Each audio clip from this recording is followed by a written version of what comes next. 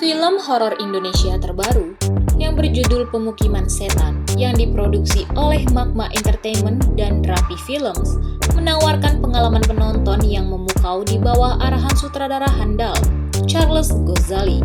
Film ini membawa penonton ke dalam dunia gelap di balik pintu rumah antik yang seharusnya menyimpan harta, tetapi ternyata menyimpan teror yang menakutkan.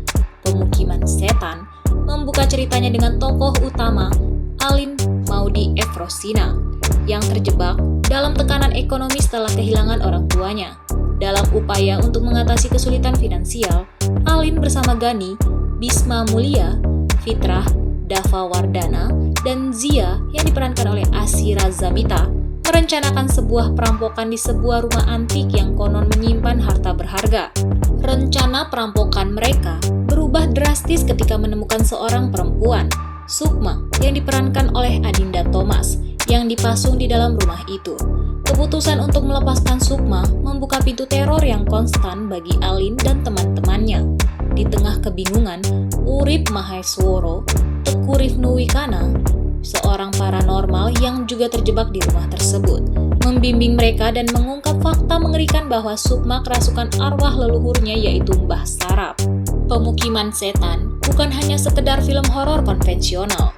Charles Ghazali berhasil membawa penonton melalui lapisan-lapisan kisah yang penuh intrik dan ketegangan.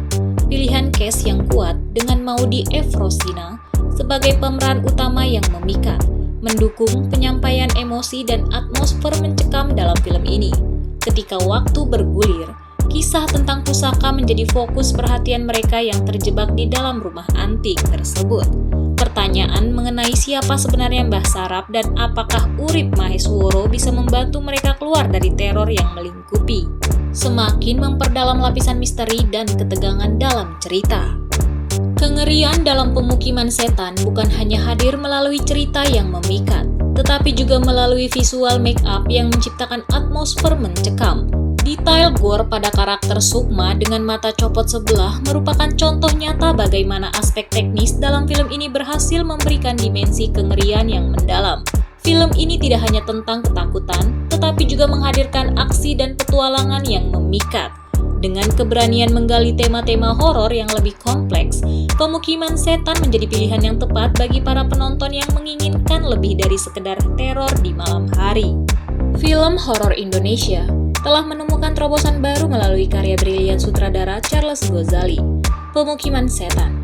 Dengan keberanian dan keahlian yang dimilikinya, Ghazali menciptakan sebuah karya yang berhasil meraih apresiasi tinggi dari penonton, menempatkannya sebagai salah satu sineas berbakat dalam industri film tanah air. Charles Ghazali membuktikan dirinya sebagai sutradara yang tidak takut untuk membawa kegilaan ke dalam film horor. Dengan Pemukiman Setan, ia berhasil menyuguhkan intensitas horor yang memukau, menjadikan film ini sebuah pengalaman menonton yang tidak terlupakan. Keberanian Ghazali dalam menghadirkan adegan dan elemen horor yang berani menciptakan kesan mendalam bagi para penonton.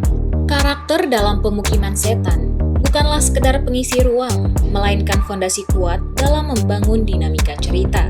Setiap karakter utama memberikan kontribusi uniknya, menciptakan kompleksitas yang menarik bagi penonton.